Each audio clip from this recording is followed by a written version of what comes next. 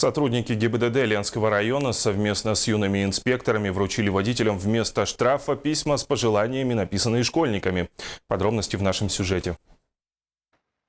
Сотрудники ГИБДД вместе со своими маленькими помощниками, юными инспекторами дорожного движения во время акции, прошедшей на этой неделе, письмо водителю, напомнили водителям о необходимости особого внимания к детям-пешеходам.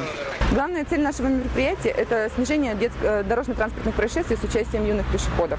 В ходе мероприятия наибольшее внимание уделялось прежде всего самой незащищенной категории участников дорожного движения – это детям. Для этого был выбран перекресток рядом с учебным заведением, по которому дети ежедневно переходят дорогу.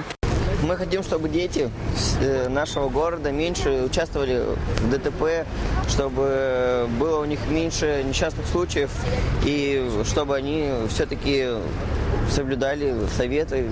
В процессе общения юные инспектора задавали участникам акции вопросы о соблюдении правил дорожного движения, о наличии удерживающих устройств. И все это для того, чтобы в очередной раз, хотя бы на минуту, каждый из них задумался о возможности трагических последствий нарушения правил дорожного движения. Стоит сказать, что большинство водителей с пониманием отнеслись к данной акции и с удовольствием прочитали обращения ребят.